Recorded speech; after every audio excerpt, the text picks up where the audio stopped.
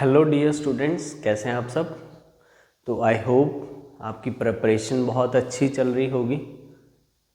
और इसी के साथ आज हम आपके लिए क्विक रिवीजन लेके आए हैं जिसमें हम सारे फॉर्मूलाज को रिवाइज करेंगे। ठीक है, तो वीडियो को पूरा देखना है ताकि हम हर चैप्टर के फॉर्मूला को अच्छे से रिवाइज कर सकें। तो चलिए स्टार्ट करते हैं बिना देरी किए। वीडियो को लाइक और शेयर कर देना। फर्स्ट हम जो फॉर्मूला करने जा रहे हैं वो हमारा है चैप्टर जो हम फर्स्ट देखते हैं HCF एंड LCM, राइट। तो उसमें देखो रजे, हमारे पास जो फर्स्ट था HCF मल्टीप्लाई LCM किसके इक्वल होता था? ये product of two numbers. Very good, product of two numbers. अब इस चैप्टर में एक तो आपको जो इम्पोर्टेंट क्वेश्चन है वो है कि जैसे आप HCF LCM तो निकाल लेते हो, अभी जो इम्पोर्टेंट क्वेश्चन बनता है वो ये है कि आप कॉम्पोजिट नंबर आपको फाइंड करना है, ठीक है, या आपको इरेशनल फाइंड करना है। उस केस में आपको चेक करना पड़ेगा कि आपको गिवन है नंबर या आपको प्रूव करना उसको irrational, right. Moving towards our next chapter. चलो, इसमें तो मेन ये फॉर्मूला था। अगला जो हमारा चैप्टर है दैट इज पॉलिनोमियल्स। तो उसमें हम देखते हैं जो हमारा जनरल इक्वेशन होती थी ax² plus bx plus c, इसमें हम सम निकालते थे -b/a और प्रोडक्ट निकालते थे हम c/a। ठीक है जी, समझ आया सभी को? Is it clear? हमने यहाँ पे प्रोडक्ट निकाल लिया, सम निकाल लिया -b/a एंड प्रोडक्ट निकाल लिया c/a। ठीक है जी। इसी के साथ जो हमने दूसरा इसके साथ किया था formula x² -sx plus p। अब आप कहोगे कि सर ये किसी का फॉर्मूला, तो आपको अच्छे से याद है ये फॉर्मूला हमने यूज किया था जब हम किसी भी इक्वेशन को बनाना है हमने उसके सम और प्रोडक्ट के साथ। ठीक है, इस केस में आपका s जो था सम ऑफ रूट्स और p जो था वो प्रोडक्ट ऑफ रूट्स है। ओके, यहां तक सभी को समझ लग गया। अब इसी केस में जब आपको आएंगे रूट्स तो उनका चाहे तो वो रेसिप्रोकल पूछ सकता है। ओके, तो या फिर आपको पूछेगा कि किसी गिवन नंबर के रूट्स ये हैं, आपको दूसरी इक्वेशन के रूट्स निकालने हैं, तब आप क्या करोगे? सम और प्रोडक्ट फाइंड करना और इस इक्वेशन में पुट कर देना। यहां तक समझ लग गया सभी को? चलिए, moving towards our next formula. अब इसको हम देखते हैं अच्छे से। तो फॉर्मूलाज में जो थर्ड चैप्टर के हमने आज पढ़ना है, सबसे पहले हम एक टेबल बनाएंगे। ठीक है जी, इक्वेशंस का टेबल, जिसमें आपको दो इक्वेशंस दी होती थी। पूरा अच्छे से पढ़ेंगे इसको। ax1 plus by1 plus c is equal to 0। Okay, दूसरा, अब हम इसको नंबर लिख लेंगे ax2 plus capital by1 plus c equal to 0, right. अब हमें यहाँ पे निकालना है अगर हमारे पास लाइंस जो हैं वो हैं इक्वल, राइट। सबसे पहला केस हम करेंगे, चलो इंटरसेक्टिंग लाइंस के केस से स्टार्ट करते हैं हम। अगर हैं intersecting lines, then what will be the equation for that? तो इक्वेशन होगी small a by capital A will not be equal to small b upon capital B। अब देखो, वैसे बुक में जनरली आपको A1 A2 लिख रखा है, that doesn't make any difference, तो हम इक्वेशन बस सिर्फ डिफरेंट करना है। अब यहाँ पे देखो, अगर आपके पास दोनों सॉल्यूशंस a की वैल्यू x1 की और y1 की अगर अनइक्वल आ रही है तो हम कहेंगे लाइंस कौन सी है? इंटरसेक्टिंग लाइंस है। कौन सी है? इंटरसेक्टिंग लाइंस है। और इसमें हमारा सोल्यूशन बनेगा यूनिक सोल्यूशन। या जिसको हम कहेंगे कि हमारा सिर्फ एक ही सोल्यूशन आएगा इस केस में। ठीक है, यहाँ तक समझ लग गया सभी को? चलो जी, अब इसमें हम करेंगे अगला पार्ट। अब हम देखते हैं इंटरसेक्टिंग लाइंस हो गया। अब हम बात करेंगे कोइंसिडेंट लाइंस की। कोइंसिडेंट लाइंस मतलब जब हमारे पास बहुत सारी लाइंस हैं, ठीक है, जब हमारे पास काफ़ी सारी लाइंस हैं, उस केस में हम क्या कहेंगे कि इसका पार्ट इक्वल होगा small b by capital B, equal होगा small c by capital C, right. तो ये कैपिटल C है यहाँ पे। अब इस केस में मैं कहूँगा यहाँ पे मेरे पास इन्फिनाइटली मैनी सॉल्यूशंस, क्या होंगे जी? Infinitely many solutions. समझ आया सभी को? अच्छे से आ गया ना समझ? लाइक करते रहना। उसके बाद आ गया हमारे पास इंटरसेक्टिंग हो गए, कोइंसिडेंट हो गए। तीसरा जल्दी से बता दो, पैरेलल लाइंस। बहुत जी, अच्छा, बढ़िया, तैयारी तो हो ही गई है सबकी खूब, राइट। Parallel lines. अब पैरेलल लाइंस के केस में क्या है, अब जब उम्मीद हो कि यस अच्छा आ रहा है, रिजल्ट अच्छा आ रहा है, और लो एकदम से टकरा गया, बस यहाँ पे कहानी ख़त्म हो गई। तो इस केस में हमारा आएगा नो सॉल्यूशन। देखो समझ आया सभी को? तो एक बार अच्छे से इन फॉर्मूलाज का आप स्क्रीनशॉट ले लो, क्योंकि सिर्फ इम्पॉर्टेंट चीज़ें करेंगे आज हम यहाँ पर जो आपके एग्ज़ाम पॉइंट ऑफ व्यू के लिए इम्पॉर्टेंट है।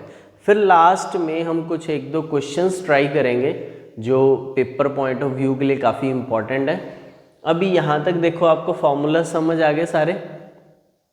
ओके, चलो अब इस चैप्टर में आप देखो जो आपके बाकी केसेस हैं, इसमें हम एक इनके साथ ये भी बताएंगे कि ये दोनों जो हैं हमारे पास, ये दोनों केसेस क्या हैं जी हमारे पास? रिमेंबर हो रहा है आपको कुछ? तो ये दोनों केसेस होते हैं कंसिस्टेंट। क्या है जी? ये कंसिस्टेंट हैं। क्या है? कंसिस्टेंट हैं। और जो लास्ट केस है no solution, it is inconsistent. Okay, it is inconsistent. समझ लग गया सभी को? क्लियर हुआ? इतना पार्ट समझ आया सभी को?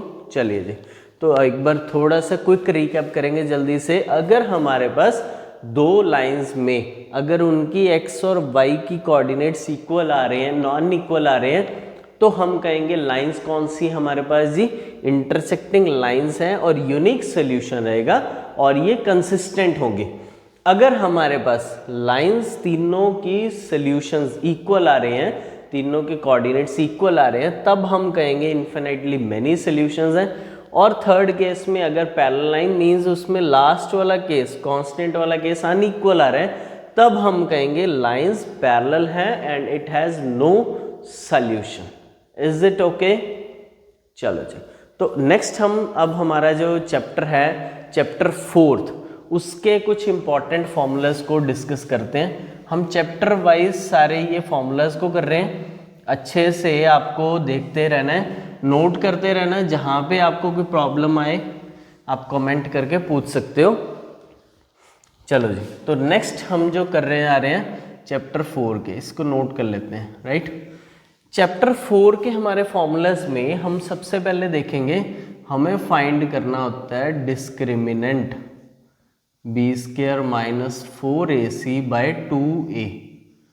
इसको बोलते हैं जी d, कैपिटल D से हम इसको डिनोट करते हैं, b² माइनस 4ac, राइट। चलो एक बार हम इतना ही पढ़ेंगे पहले डिस्क्रिमिनेंट के रिलेटेड, b² माइनस 4ac, क्योंकि हमें अभी एक बार फॉर्मूला लिख देता हूँ आपको ताकि ध्यान में रहे। क्योंकि जनरल इक्वेशन होती है हमारी ax² plus bx plus c। तो इसमें मैं अगर मेरे को रूट्स फाइंड करने हैं, क्या फाइंड करने हैं जी? रूट्स। तो उस केस में मैं कहूँगा minus b plus minus under root b² minus 4ac by 2a। अब बाय 2a, यहाँ तक समझ आ गया? चलो अब b² माइनस 4ac, अगर तो फर्स्ट केस है, अगर इसकी वैल्यू अगर डिस्क्रिमिनेंट की वैल्यू ग्रेटर देन 0 आती है, मैं कहूँ वैल्यू कुछ भी आ गई जैसे 5, 10, 15, 100, 90 whatever value greater than 0 है आपके पास, then we will say it has 2 distinct real roots. इसके 2 रियल रूट होंगे और दोनों अलग अलग होंगे। क्लियर हुआ सभी को? हाँ जी, समझ आया सभी को? 2 डिस्टिंक्ट रियल रूट्स, इस चीज़ को खास ध्यान रखना आपने, 2 डिस्टिंक्ट रियल रूट्स। अगला देखते हैं हम, अगर आपके पास यहाँ पर d की वैल्यू इक्वल टू 0 आ रही है, जनरली ये 2 केसेस आपके पास अप्लाई हुआ करेंगे, ठीक है, जिसमें हमारे पास d की वैल्यू ग्रेटर देन 0 आएगी या d की वैल्यू इक्वल टू 0 आएगी। ओके, अगर इक्वल टू 0 आ रही है तो नाम में ही इसका आंसर आ गया, इट हैज़ 2 इक्वल रूट्स। हाँ जी, क्या होंगे इसके? 2 इक्वल रूट्स होंगे। क्लियर हुआ सभी को? Is it okay? Is it clear to all of you? चलो थर्ड पार्ट देखते हैं अब हम इसका। एक बार इसको हम, जो इसका इम्पॉर्टेंट पार्ट है उसको साथ साथ में आपने नोट करते रहना है। फॉर्मूला देखो रजे बेस है आपका, अगर फॉर्मूला नहीं ध्यान रखोगे तो मुश्किल हो जाएगी आपको। तीसरा जो हमारा पार्ट है, डिस्क्रिमिनेंट की वैल्यू अगर लेस देन 0 आ रही है, लो जी नेगेटिव आंसर आ गया। अगर आपका सपोज आप सॉल्व कर रहे थे, आपके डिस्क्रिमिनेंट की वैल्यू -5, -10, -12, 13 समथिंग वैल्यू आ गई बट नेगेटिव में, तो I will say it has no real roots. Okay, ये आपको रखना है ध्यान। यहाँ तक देखो समझ आ गया सभी को? स्क्रीनशॉट लेते रहा करो, जहाँ पे आपको लग रहा है कि आपको बार बार बुक में से नहीं देखने पड़ेंगे तो एक बार आप इनको कलेक्टिवली एक जगह से देख सकते हो। ठीक है, is it clear to all of you? हाँ, यस। अब हम देखो एक बार इसको क्विक रिकैप करते हैं। जनरल इक्वेशन होती है ax² + bx + c। इसमें हम जो हमारे रूट्स निकालने का फॉर्मूला है -b ± √b² - 4ac/2a है, इनको रूट्स निकालने का फॉर्मूला बोला है हमने, रूट्स। और अगर हमें डिस्क्रिमिनेंट फाइंड करना है, कोई डिस्क्रिमिनेशन नहीं करना हमें इसके साथ, अगर हमें डिस्क्रिमिनेंट फाइंड करना है तो हम देखेंगे अगर इसकी वैल्यू आ रही greater than 0, then I will say it has 2 distinct real roots. अगर equal to 0 then I will say 2 equal roots. अगर less than 0 then I will say no real roots. हाँ जी बच्चों, समझ आ गया सभी को? लाइक कर देना, शेयर कर देना ज़रूर आपके फ्रेंड्स को, क्योंकि ये पीक टाइम है। अगर आपने फॉर्मूलाज अच्छे से रिवाइज कर लिए तो definitely you will do best in your exam. Okay, so move towards the next chapter. अब हमारा जो अगला बहुत ही इजी चैप्टर आ गया जी, आपका फेवरेट चैप्टर, और जिस चैप्टर में से आपके केस स्टडी के आने के 99% चांसेस हैं। Yes, case study 4 marks question, 99% chances हैं आपके इसके आने के।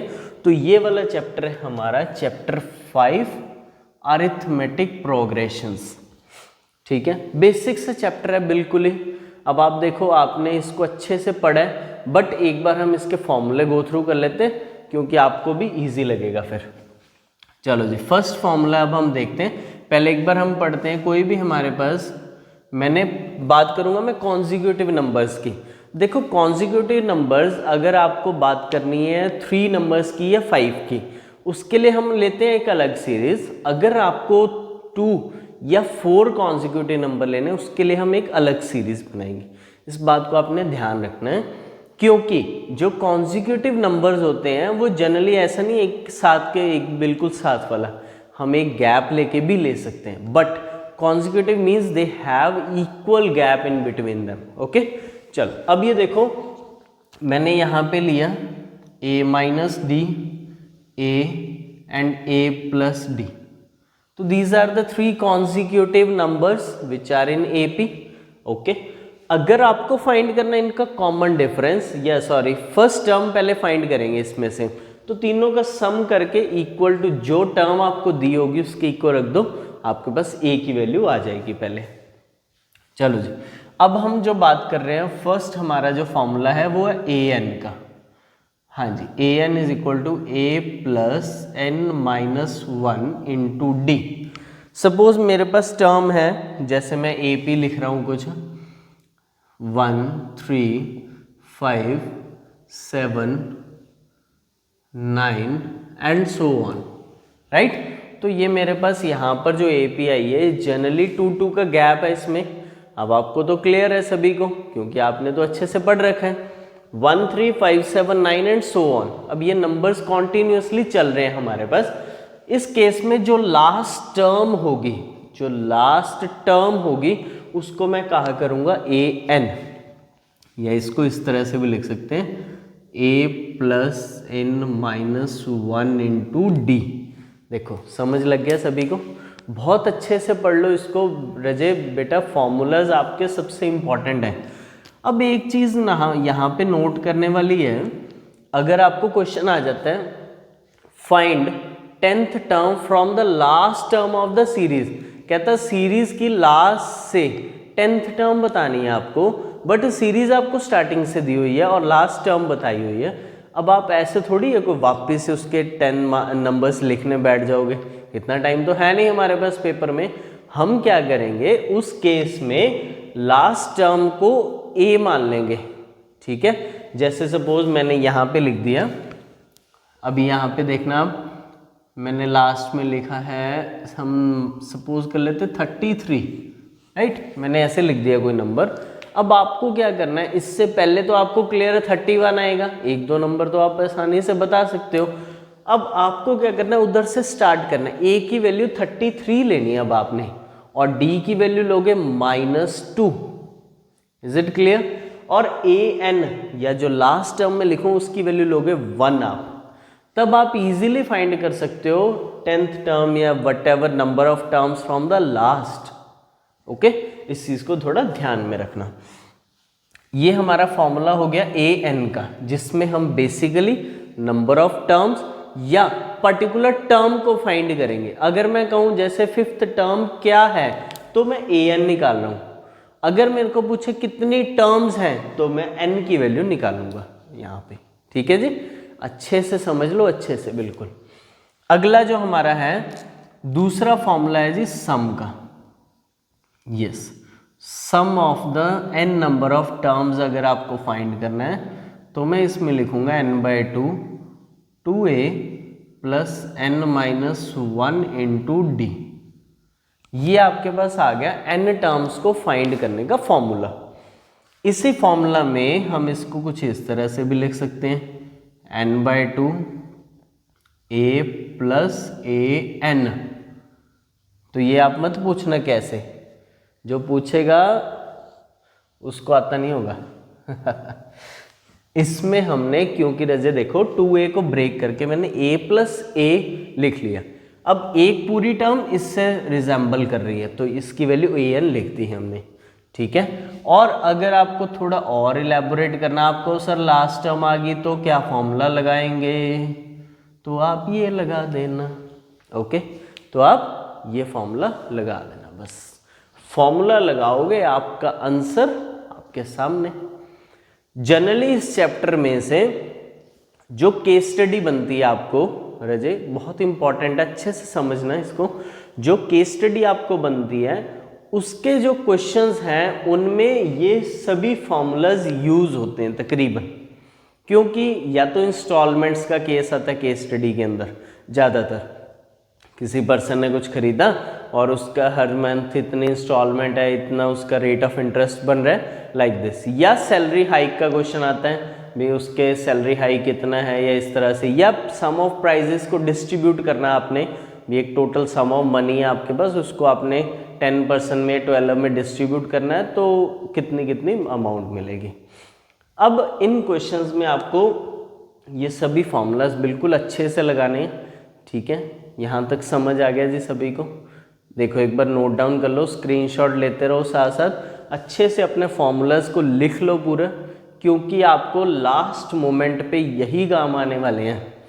अब आप जितने आपने क्वेश्चंस कर लिए मोर देन सफिशिएंट हैं आपके लिए, बट एक बार इसका क्विक लुक कर लो, आपको पेपर करने में आसानी होगी। ठीक है ना, यहाँ तक क्लियर है जी सभी को। चलो अब हम हमारा नेक्स्ट फॉर्मूले की तरफ बढ़ते हैं हमारे अगले चैप्टर में। हाँ जी, तो जो हम अगले चैप्टर की बात कर रहे हैं, हमारा चैप्टर 6 है ट्रायंगल्स। उसमें रजे आपने क्या करना है, सबसे पहले तो इम्पॉर्टेंट क्वेश्चन आपका बीपीटी थ्योरम बहुत इम्पॉर्टेंट है, बहुत इम्पॉर्टेंट है। इसका प्रूफ अच्छे से आपने पढ़ के जाना है। बीपीटी थ्योरम का प्रूफ काफ़ी इम्पॉर्टेंट रहता है, काफ़ी बार एग्जाम्स में पूछा गया है। अब इसी के रिजल्ट के साथ हमने देखा बीपीटी थ्योरम में हमने क्या किया था, एक ट्रायंगल बनाई थी और एक पैरेलल लाइन ली उसमें, राइट, मिड पॉइंट्स लिए उसके साथ, और हमने एरिया फाइंड करके उसकी प्रोपोर्शन इक्वल बनाई थी। लास्ट में क्या इक्वल बनाई थी, प्रोपोर्शन। इतना समझ आ गया सभी को, ठीक है। अब आपको क्या करना है, इसी प्रोपोर्शन की हेल्प से अपने बाकी के क्वेश्चंस को करना है सॉल्व इस चैप्टर में। देखो, क्योंकि ट्रायंगल्स चैप्टर में सबसे ज़्यादा यूज होती है प्रोपोर्शन, या आपका मिड पॉइंट थ्योरम का भी क्वेश्चन कई बार पूछा जाता है। देखो, मिड पॉइंट थ्योरम आपने 9th में की थी, वो तो आपको बहुत अच्छे से याद है सभी को, राइट। तो मिड पॉइंट थ्योरम का रिजल्ट क्या था, तो अगर इसी तरह से मैं कहूँ तो D E parallel to B C एक तो, and D E is equal to half of B C, एक ये आपके पास रिजल्ट था इसका, राइट। यहाँ तक देखो क्लियर हुआ सभी को, D E parallel to B C या D E is equal to half of B C, okay. अब हम जो इसमें बात करने जा रहे हैं, मेनली हमारा जो क्वेश्चन आएगा वो आपको आएगा कि ट्रायंगल आपको गिवन है, राइट, पैरेलल लाइंस का पेयर भी दे देगा, आपको उसमें से प्रोपोर्शन फाइंड आउट करनी है। मेन आपका कंसेप्ट वहाँ पे लगेगा कि आप अच्छे से लगा रहे हो या नहीं। आपको क्या करना है, जो पैरेलल लाइंस दी होंगी उनको एक ट्रायंगल में फॉर्म करना है, देखना है किस ट्रायंगल का पार्ट बन रहा है वो, जिस भी ट्रायंगल का पार्ट बने उसी ट्रायंगल में से आपको प्रोपोर्शन फाइंड आउट करनी है, ओके। और इस चैप्टर के लिए मैं आपको रेकमेंड करूंगा कि एनसीईआरटी बुक के सभी क्वेश्चंस को बहुत अच्छे से करके जाना, ठीक है, क्योंकि इसमें एनसीईआरटी से बाहर तो कम चांस है बेसिक वालों के लिए। स्टैंडर्ड के लिए तो भाई उनका तो स्टैंडर्ड है, कुछ भी हो सकता है, ठीक है ना। तो स्टैंडर्ड वालों को तो अपने स्टैंडर्ड के अकॉर्डिंग ही करना पड़ेगा। बेसिक वाले थोड़ा सा रिलैक्स कर सकते हैं इस चैप्टर के लिए, अपने एनसीईआरटी में से अच्छे से पढ़ के जाएं, ओके। चलो अब हम नेक्स्ट हमारा डिस्कस करते हैं जो चैप्टर है, दैट इज कोऑर्डिनेट ज्योमेट्री। तो बहुत ही आपका एक अच्छा सा प्यारा सा चैप्टर है कोऑर्डिनेट ज्योमेट्री, उसके फॉर्मूलाज करते हैं हम। तो कोऑर्डिनेट ज्योमेट्री में हमने देखना है जो हमारा फर्स्ट डिस्टेंस फॉर्मूला था, जैसे मेरे पास एक लाइन कुछ डिस्टेंस पे दो कोऑर्डिनेट्स हैं a एंड b, इसके कोऑर्डिनेट है मेरे पास a1 a2, उसके हैं b1 b2, या जनरली जैसे आपको a2 a1 इस तरह से दिए होते हैं, हम उसी फॉर्म में भी ले सकते हैं। चलो वैसे ले लेते, कोई बात नहीं, आप कंफ्यूज मत हो। a1 b1 और यहाँ पे मैंने लिया a2 b2, राइट। अब तो क्लियर है सभी को। तो मैं डिस्टेंस फार्मूला सबसे पहले लगाऊंगा। तो डिस्टेंस फार्मूला क्या था रजे, उसमें आपको क्या फाइंड आउट करना है, इन दोनों के डिफरेंस का square, a2 minus a1 whole square, right, plus b2 minus b1 whole square, ये आपका यहाँ पर डिस्टेंस आएगा। हाँ जी, देखो समझ आया। तो डिस्टेंस फाइंड आउट करने के लिए आपको इस तरह का फॉर्मूला लगाना है। अब जो क्वेश्चन आपको एग्जाम में पूछा जाएगा वो आएगा इक्वी डिस्टेंट का, कि एक पॉइंट P है, उससे कोई दो पॉइंट्स इक्वी डिस्टेंट हैं A and B, and you have to find out the distance, और if any value of x and y whatever it in the question. तो आपको क्या करना है, PA equal to PB simply रख के दोनों पे डिस्टेंस फॉर्मूला लगा देना है, ठीक है। बस इतना लगाते ही आपका आंसर आ जाएगा। बहुत अच्छे से करो, बिल्कुल ध्यान से करना क्वेश्चन को। क्वेश्चन ट्रिकी बनाया होगा बोर्ड ने, ये उनका हक है बनाने का, पर आप अच्छे से करके आओगे, ये आपका हक है करने का, ठीक है ना। अगर आपका क्वेश्चन आपको आता है तो कोई भी आपको गलत नहीं कर सकता, राइट। तो आपको बिल्कुल करना, बट टेक एंड केयर के साथ है। इसके साथ ही अगला फॉर्मूला जो हमारा देखते हैं हम है सेक्शन फॉर्मूला, जो इस चैप्टर में हमारा मेनली यूज़ हो रहा है। और सेक्शन फॉर्मूला का क्वेश्चन बहुत इंपॉर्टेंट है। ये चैप्टर भी मैं आपको रेकमेंड करूँगा कि आप केस स्टडी इसमें से ज़रूर करें, ज़्यादा से ज़्यादा केस स्टडीज़ को प्रैक्टिस करें, क्योंकि इस चैप्टर की केस स्टडीज़ बहुत इंपॉर्टेंट है। तो सेक्शन फार्मूला में क्या होता है कि कोई लाइन मेरे पास दो उसके कोऑर्डिनेट्स जो उसको डिवाइड कर रहे हैं, एक P पॉइंट पे डिवाइड करेंगे एक पर्टिकुलर रेशियो में, M1 ratio M2, right. Coordinates जैसे मेरे पास पहले थे A1 B1 A2 B2 और Px, y। मैंने इस तरह से कोऑर्डिनेट्स को लिख लिया। अब हम क्या करेंगे, सेक्शन फॉर्मूला हमारा अप्लाई करते हैं। तो बेसिकली सबसे पहले हम ये समझेंगे कि हमारा फॉर्मूला क्या है। तो जो सेक्शन फॉर्मूला है हमारा, उसके लिए रेशियो की बहुत ज़रूरत पड़ती है और हमें इसके P के कोऑर्डिनेट निकालने हैं। अगर मुझे P का x कोऑर्डिनेट निकालना है तो मैं क्या करूँगा, M1 into A2 plus M2 into A1, दोनों के मैं x कोऑर्डिनेट्स को लिखूंगा अपॉन M1 प्लस M2। ध्यान रखना दोनों के मैंने x कोऑर्डिनेट्स को उठाया बस, ठीक है। अगला जो इसमें अगर मैं y फाइंड कर रहा हूँ, जो इसका सेकंड कोऑर्डिनेट है, तो उसमें मैं लिखूंगा M1 B2 plus M2 B1 upon M1 plus M2। हाँ जी, क्लियर हुआ सभी को? क्लियर हो गया सभी को रजे? तो इस पार्ट में आपने अच्छे से यहाँ पे ये देखना है कि अगर आप यहाँ पे इस चीज़ को अप्लाई कर रहे हो सेक्शन फॉर्मूला को, यू मस्ट हैव रेशियोज। अगर रेशियो नहीं गिवन है आपको फाइंड आउट करनी है, you can also take K ratio 1, ठीक है। तो उस वे से थोड़ा सिंपल हो जाएगा क्वेश्चन ये हमारा।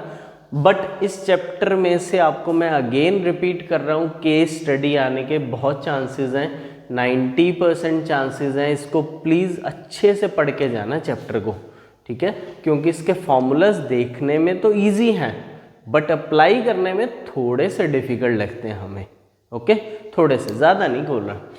और एक इसमें जो चीज़ है, क्वेश्चन बनता है कोलिनियर का। अब देखो कोलिनियर हम किससे बोलते हैं, जो पॉइंट्स हमारे पास एक जनरली स्ट्रेट लाइन में आएंगे उनको हम कहेंगे कोलिनियर पॉइंट्स। कौन से पॉइंट बोलेंगे, collinear points. Is it okay? समझ आ गया सभी को? चलो जी, अब हम हमारे अगला जो हमारा मैथ्स का गुरु है, अच्छा गुरु है, आपका भी गुरु है, क्योंकि फॉर्मूला से वो भरा है तभी तो आपका वो क्या है, गुरु है। हाँ जी, हमारा अगला चैप्टर जिसकी हम बात करेंगे वो है जी हमारा कौन सा, चैप्टर 8, इंट्रोडक्शन टू ट्रिग्नोमेट्री। आपके लिए इस क्लास में बिल्कुल नया चैप्टर था, ठीक है। चलो तो फटाफट से इसको रिवाइज करने के लिए हम एक राइट ट्रायंगल बनाएंगे, अच्छा सा एक राइट एंगल ट्रायंगल बनाया मैंने जी, राइट एंगल एट बी है, right, and angle C you have to take. अब मैं क्या करूँगा, बेसिक से थोड़ा सा देख लेते हैं जनरली हम इसको। तो फॉर्मूला आपको याद है सभी को, पंडित कौन थे जी, भद्री प्रसाद, क्या बोलते थे, हर हर, और क्या तोलते थे, सोना चांदी तोलते थे। एस से साइन, सी से कॉस, टी से टेन। ये हमारा एंगल सी के लिए लिख रहा हूँ ये मैं, ये ध्यान रखना आपने, किसके लिख रहा हूँ, एंगल सी के लिए। ये होगा परपेंडिकुलर, ये होगा base, and this is what, hypotenuse. इतना ध्यान रखना है। अब मैं बात करूँगा अगर साइन की, तो यहाँ पे मैं थीटा एंगल लिख लेता हूँ इसको। तो साइन थीटा अगर मैं कहूँ तो आएगा मेरे पास P/H। अब भाई साइन का ही उलट, साइन का ही जो एक दूसरा भाई है वो कौन है जी, कोसेकेंट, साथ ही पढ़ लेंगे तो वो इसका उल्टा है बिल्कुल, H/P, क्योंकि दोनों की बनती बहुत कम है। इसलिए काम उल्टे पुल्टे हैं इनके। अगर मैं बात करूं कॉस थीटा की, हाँ जी कॉस थीटा, तो कॉस थीटा जनरली हमारे पास क्या होता है जी, यहाँ पे आप देख के बता सकते हो b/h। क्लियर है? कॉस थीटा क्या होगा, b/h। अब b के लिए अगर मुझे लिखना है तो मैं क्या लिखूंगा, BC/AC। मैं एक बता रहा हूँ लिख के, वैसे तो आपको आता ही है बट एक बार इसको अच्छे से देख लेना। और इसका जो ऑपोजिट है रजे वो है सीकेंट थीटा, और इसको फिर हम लिखेंगे h/b। Right. Next is tan theta, तो tan थीटा के लिए आप लिखोगे p/b। ओके, और p अगर हम बात करें तो क्या है जी, AB/BC। और cot थीटा अगर मैं लिख रहा हूँ तो इसका ऑपोजिट लिखूंगा, then it will be b/p। तो ये हमारे इसके फर्स्ट पार्ट के फॉर्मूलाज हो गए। यहाँ तक सभी को समझ आ गया। tan का ऑपोजिट कौन है, cot। साइन का ऑपोजिट को सीकेंट, cos का ऑपोजिट सीकेंट। इसको नहीं भूलना है, नहीं भूलना है, बिल्कुल नहीं भूलना है। एक और याद जरूर रखना है कि tan को हम बोल सकते हैं, tan theta can be equal to sine theta by cos theta. ठीक है, ठीक है जी, समझ आया सभी को, अच्छे से लग गया ना समझ, वेरी गुड। चलो अब इसमें देखो, अब हम बात करेंगे हमारे एंगल्स की। ठीक है, एंगल्स निकालने के लिए हमने आगे भी एक सोखी सी ट्रिक की थी, उस ट्रिक का हम यहाँ पे यूज़ करेंगे। उस ट्रिक को यूज़ करने के लिए क्या करोगे आप, सबसे पहले वैल्यूज़ को लिखोगे। राइट, तो मैं यहाँ पे लिख रहा हूँ 0 degree, okay, then 30 degree, then 45, then 60, then 90। Okay, यहाँ तक लगा पता सभी को? अब हम क्या करेंगे, पहले मैंने नंबरिंग लिख ली 0 1 2 3 4। राइट, नंबर्स लिख लिए हमने। अब हम क्या करेंगे, इनको करेंगे डिवाइड विद 4। यस, 4 से आपने क्या कर देना है, सबको डिवाइड, और बाद में जी इनका कर देना है रूट रूट रूट रूट। अब आपके पास जो मैजिक होने वाला है वो मैजिक किसके लिए है, साइन के लिए। किसके लिए है वो, साइन के लिए। तो चलो जी, sine 0 0, sine 30 1/2, sine 45 1/√2। Right, clear सभी को? Sine 60 √3/2 and sine 90 1। यहाँ तक लगा पता सभी को? लाइक कर दिया सभी ने, क्योंकि समझ तो आ गया। अगर मुझे फाइंड आउट करना है फॉर कॉस, चलो एक लाइन लगा लेते हैं हम इसमें, आगे देखेंगे जी।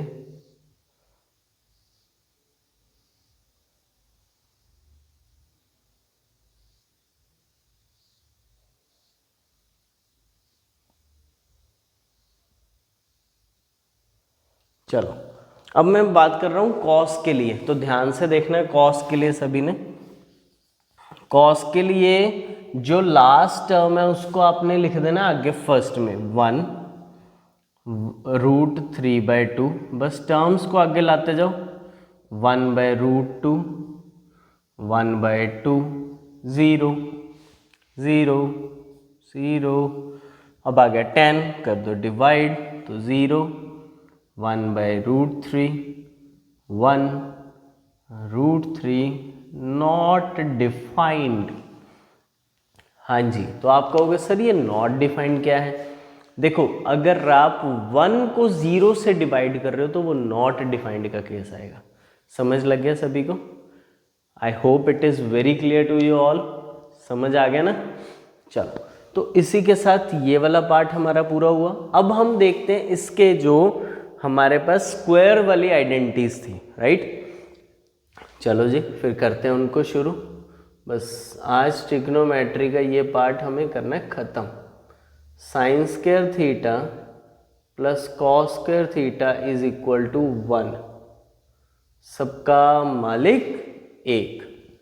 आ गया ना यहाँ पे, sine square theta plus cos square theta is equal to 1।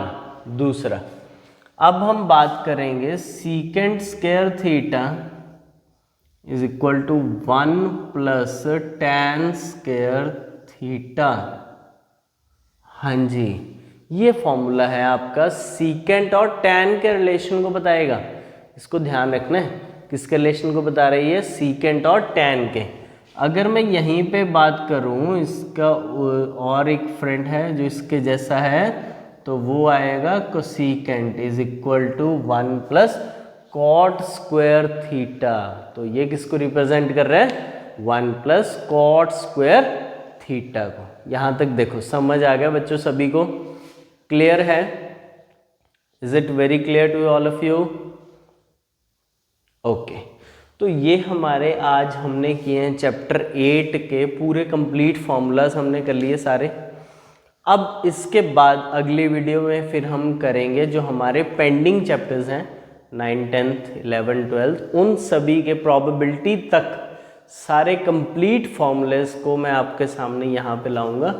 But आपको क्या करना है, अच्छे से इनको करना है रिवाइज, क्योंकि ये लास्ट मोमेंट पे हम क्विक रिवीजन करनी होती है इनकी, ठीक है ना। तो आपको बहुत स्पीड से करवाए हैं, इनको अच्छे से याद कर लेना है पूरे फॉर्मूलाज को, क्योंकि अगर आपको फॉर्मूला याद है ना तो आप कोई भी उसके अंदर सोल्यूशन निकाल सकते हो। अगर आपको फॉर्मूला ही नहीं याद होगा तो आपको सोल्यूशन तो बनने का कोई चांस ही नहीं है, ठीक है। तो आई होप सभी को समझ आ गए होंगे। तो इसी के साथ ही मैं आशा करता हूँ कि सभी ने लाइक और सब्सक्राइब भी किया होगा। Stay tune, stay healthy and be prepared for your exam and stay tune for our next video. Thank you, good bye to all of you.